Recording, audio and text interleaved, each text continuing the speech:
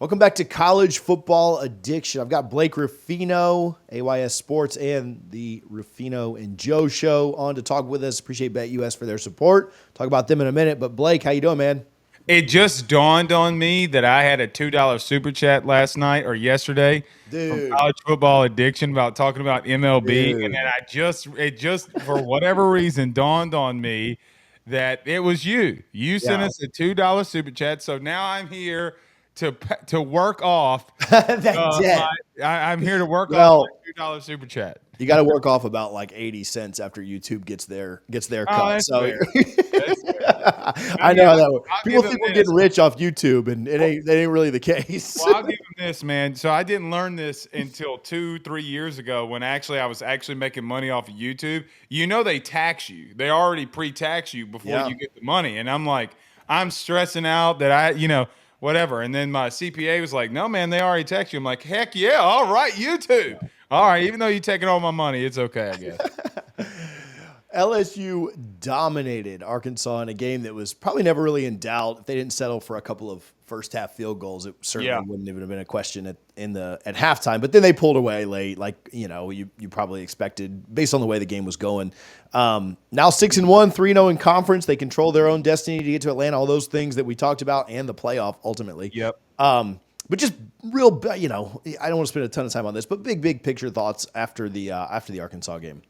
Boy, what would have happened last year if this LSU defense had Jaden Daniels? I think, TJ, that's the biggest thing. I think, number one, from a whole picture standpoint, LSU has jumped over, I think, around 80 spots or close to 80 spots from rushing defense from where they were a year ago. And look, TJ, they still have given up big plays, right? They gave up 2 big plays that were over 60 yards against South Carolina. They gave up a 50-yard run for a touchdown against Ole Miss. But I think if I would have been in a coma, knock on wood that never happens, but if I would have been in a coma halfway through the year, if you would have told me that LSU jumped 100 spots in most statistical categories defensively, I think I would have been more than happy, right? And so I think that if you're looking at LSU as a holistic picture, it's been – TJ, coaching matters, right? We talk about it, and it's why, those things are covered and those guys get paid the amount of money that they do. But you bring in Blake Baker, who had a top 10 defense at Mizzou last year. You bring in Bo Davis, who obviously helped Texas with 2 interior defensive tackles last year. One even had Heisman consideration, and they made a playoff. And then you bring in Kevin Peoples, who's never been in the SEC or never been at a stop in college football where he hasn't had a player with not having 10 sacks. Braden Swenson's on par in doing that. So, TJ, if everything was even, if you just told me what would have happened and you would have told me that this defense would be this much better, I would be surprised. But that's been LSU as a whole. So going on the road to A&M this weekend, LSU a slight dog, a 3-point dog. So essentially on a neutral side, probably just a toss up. Right.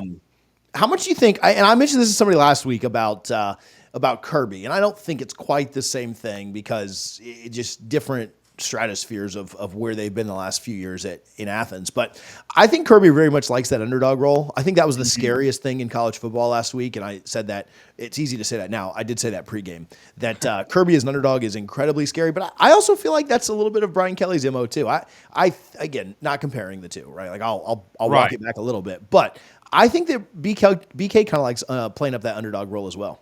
Well, not only that, TJ, Arkansas made LSU their homecoming. You talk about bulletin board material, but I think you're right. Look, let's call Brian Kelly for what he is at the current moment. So what is he?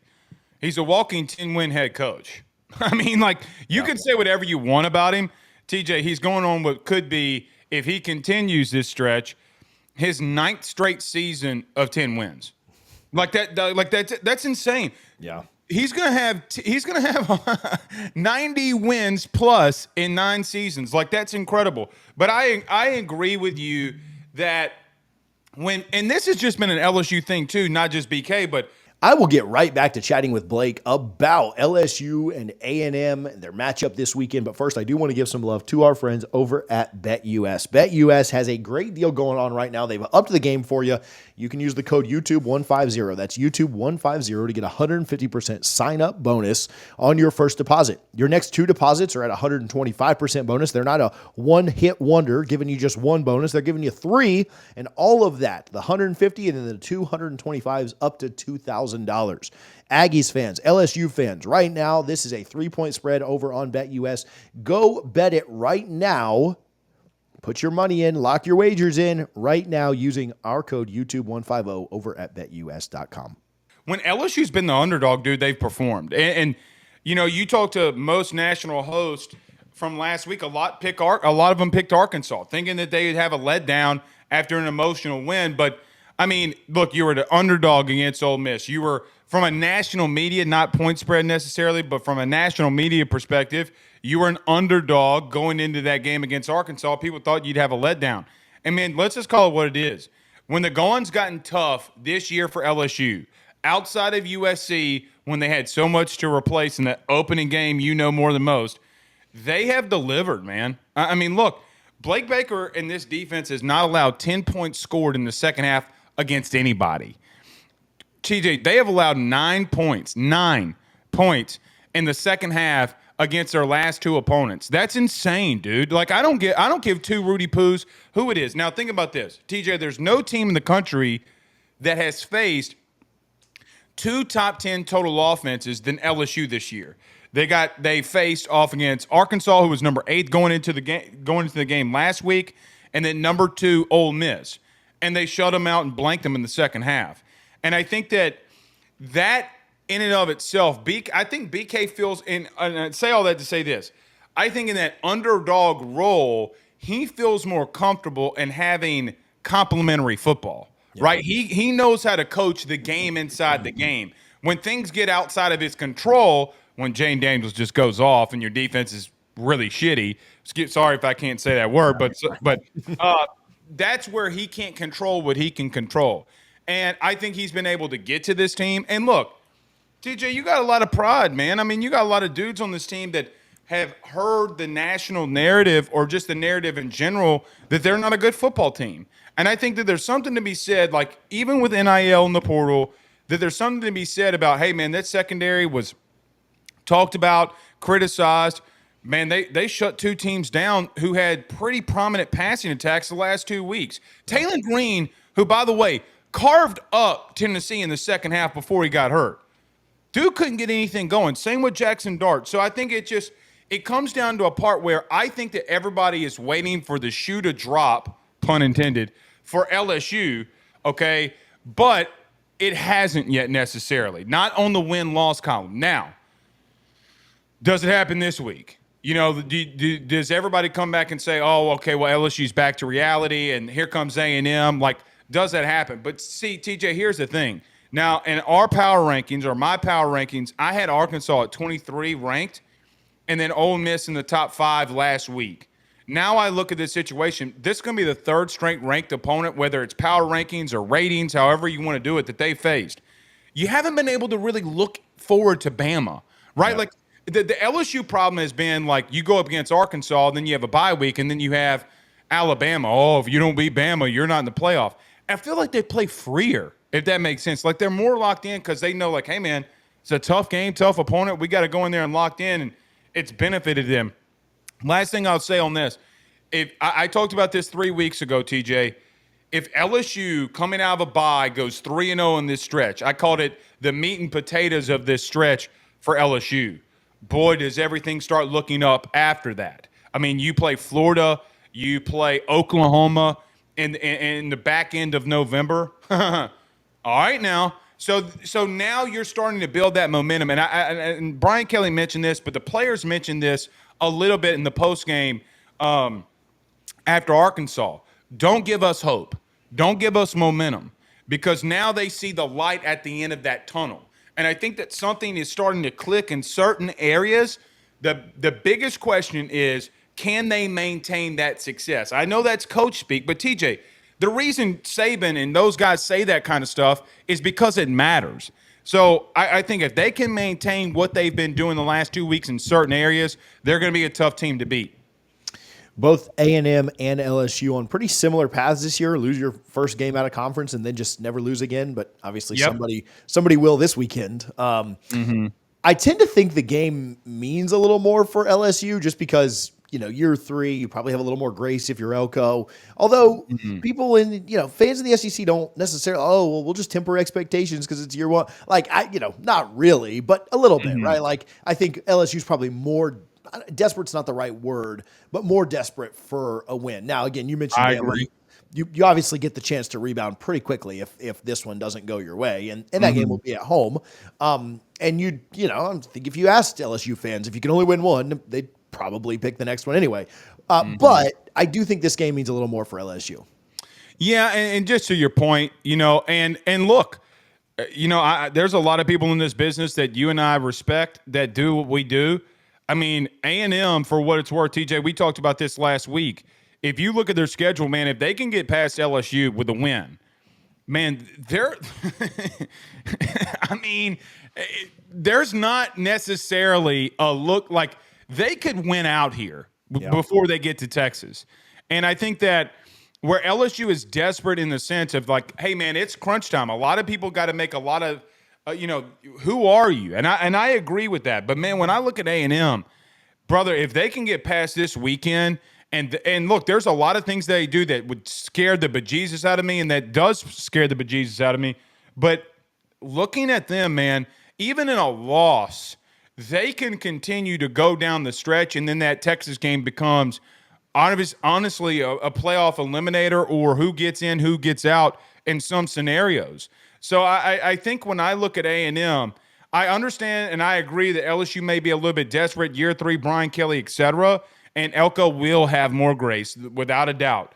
But, I look at them and say they have played very fundamentally sound, and we'll just have to see. But, man, they're a really good football team. They're a better coached football team under Elko than Fisher. And I'm not trying to take any shots or anything, but they're just playing so fundamentally sound that they don't have many weaknesses. And I think that that's the thing that I look at that, hey, man, if LSU's not on their P's and Q's, then they're going to get beat. Yeah, it's one of the more, it's probably the game that I'm most excited for this weekend. Nice timing, too. It's a nice distraction considering what time my team plays. But more on that another day. Nuss versus Wigman, one of the better and more intriguing quarterback matchups of not only the SEC, but all of college football this weekend. There's some other stuff that's kind of intriguing, too. But thoughts on how Wigman matches up with their with LSU's defense, which has been really good this year. Yeah, I mean, look, I think he's deceptively athletic.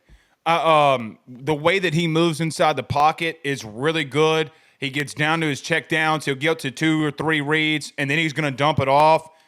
LSU is top 10 in sacks, TJ, which is interesting because a lot of times they've only sent 4.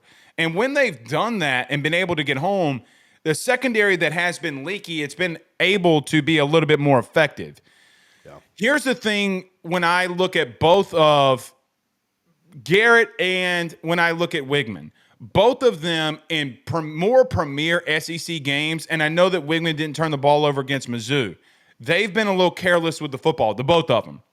You look at Notre Dame, Wigman's careless with the football. You look at last week versus Mississippi State, he has 2 INTs. And then Garrett, who was didn't have any last week, could have had 2 interceptions and then had 2 very bad interceptions against Ole Miss. TJ, here's the truth. I think that they have a lot of things in common. I think Wigman's a little bit more of an athlete than what Nuss is. And Nuss probably has a little bit bigger of an arm than what Wigman does. But the number one thing, the quarterback that turns the ball over the least is just going to win the football game because they've just been so bad at moments in decision-making. Look, when they play Notre Dame, and I get it's game 1 under Mike Elko, he made bad decisions that it's not about being in game 1, though, TJ. Like, he's throwing it into double coverage. He's throwing a dagger route that he has no business throwing. He's trying to make a play, and it gets picked by Xavier Watts, who's one of the best safeties in the country. But Nuss has done the same thing. And so they have a lot in common in reference to they're really good playmakers with their arm and legs and can extend. But, man, the bad decision-making has got to stop for both of them. And whichever defense, I talked about this about an hour ago or 2 hours ago in reference to this game. TJ, what defensive line gets more pressure on this on one of these quarterbacks? Both have really good defensive lines, and that's going to be the ultimate question here. But both have to play clean for their teams to win. And I know, again, newsflash, right? Like, you mean, like, thanks for telling us, Captain Obvious, that you got to play clean, But I think it's more emphasized on these two guys because of the last couple of performances that they've had that have been rocky in the decision making. When you look at the trenches and you look at the matchup there, which side of the ball do you have? Because I really like LSU's front on offense, but I really like A&M's defensive line too. Which matchup are you more confident? And if you want to say both, that's fine. But which matchup, LSU's offensive line or defensive line, are you more confident in having success this weekend? It's interesting, TJ, because it's not like Ole Miss's D-line stinks, right? They gave up 6 total pressures and 50-plus dropbacks. Dude, that's insane. And Walter Nolan's a dude. And A&M fans should know that. He's been a dude. Yeah. TJ, I think that I don't want to say it's a wash, but, it's not going to be a wash if they can't get to Nussmeier, right? That means that somebody wins. And I think that LSU, even against USC, look, I'll throw this out here. USC's got 2 edge rushers that are going to be in the NFL. Bottom line. Okay, like Muhammad and the other kid is going to be in the NFL. They're really good edge guys. So they've been tested more. And by the way, Nussmeier didn't get touched against the leading sack guy in the SEC, that being Kennard from South Carolina. TJ, I think that they've gone, if you look at it, name an offensive line that's going up against better pass rushers than LSU this year. Name them. Because I think South Carolina's got the best defense. I'll say it here. I don't care anymore. I think they got the best defensive line in the country. Tonka Hemingway. Dude, they got a dude in the middle named Tonka. What more do you want? Come on, dude. You got to name them that. But Stewart and Kennard, dude, they had 9 sacks last week versus Oklahoma. And I understand that. But they have shown that they can be really good. Now, The premier matchup is Nick Scourton versus Will Campbell. And I think that, look, you just got to limit. And we've seen Will Campbell as a freshman against guys like Jared Verse. We've seen him against guys like Dallas Turner. He's been very effective. So I don't want to say it's a wash, but I've seen more at the current moment from LSU's offensive line going against good D-lines than I've seen. Name the best offensive line that A&M's gone against. You got Notre Dame, who's got a true freshman left tackle, and they were beat up. That O-line is not good. They go up against Missouri. They're trash water, Bourbon Street trash water on the offensive line, especially at tackle. And then you go to LSU, and I'm just thinking to myself, hey, man, you have not faced this. And let's call it what it is, man. Nick Scourton has not seen a left tackle this good. He just hasn't. And so I think that Will Campbell, for what it's worth, and Emory Jones have shown up in big moments more than anybody. I think that they could have, both sides can have success. The big question for me, TJ, is not in pass pro, it's running the football. Can LSU have any pulse whatsoever running the football is going to be more of the key of the game than anything. LSU's been beat up at running back, and they got it going last week. So, look, I think that you got to lean LSU, but if you came back out and said, Blake, A&M, had 2 sacks, it'd be the least surprising thing in the because I don't think Elko's going to sit on his heels.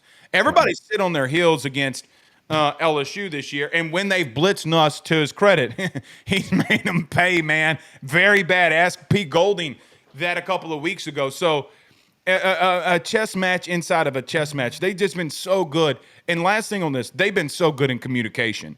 And that's what happens when you have 4 starting offensive linemen returning.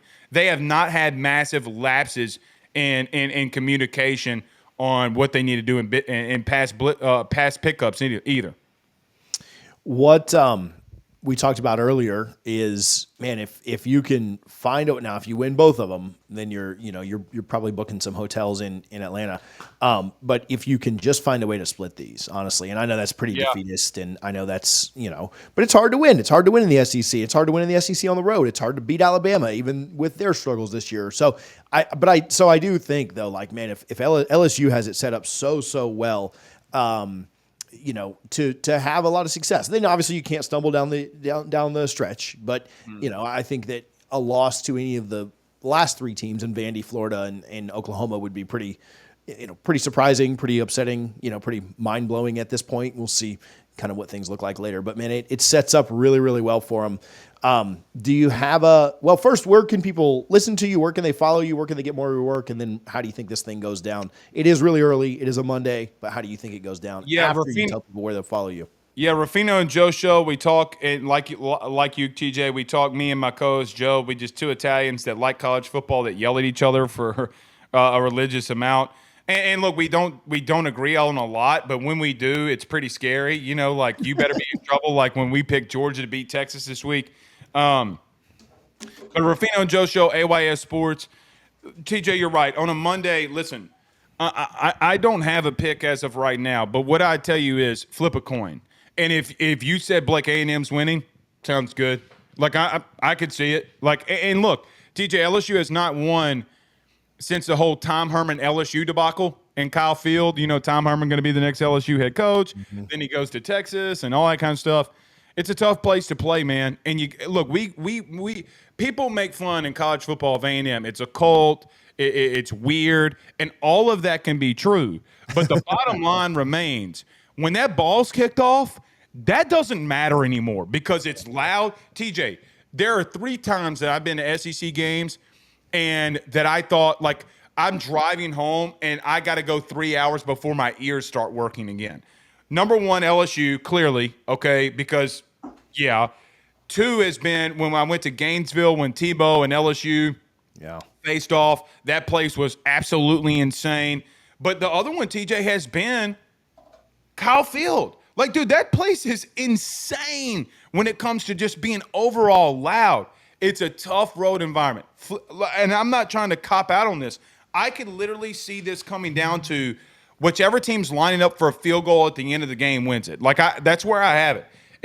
I would say right now, TJ, maybe like a 27-24 type of game. But here's the thing. If LSU can get out to a lead early, I don't trust A&M to play catch-up. Yeah. TJ, they're 107th in the country in passing yards, so it just depends on the style of fight here on how this game plays out. But I would say 27-24, either one, pick them. Yeah, feels like the game of the week to me. I know there are other ranked matchups. No shots at Joe. I'm not as hyped about the Notre Dame Navy thing. I'm picking Navy. Let's go midshipman. Navy. Listen, you're a bad American if you don't pick Navy. So that's my take. Look, so my grandfather was a prisoner of war, TJ, in World War II, and he was awarded these cufflinks. Okay, yeah, my man was in the Navy, and there is no way in gosh dog hell that I'm going to be the un-American on our show and not pick the midshipman. Let's go Navy. Beat Notre Dame. I'm a good American and I'm a good Baptist, so go Navy. By the way, hey, in all seriousness now, I'm not joking about that. How weird is it that we could be at the end of the season and potentially Army and Navy only have 1 loss, and a potential, if Boise State loses this week or next week, we could have a situation where number 5 Texas host a service academy or something crazy like that. That would be insane. So let's go Navy, beat Notre Dame. We deserve it too. Bring me all the weirdness. Bring me all the weirdness. Dude, now I'm going to tell you now. All right, now, people ain't watching Army and Navy. All right, now.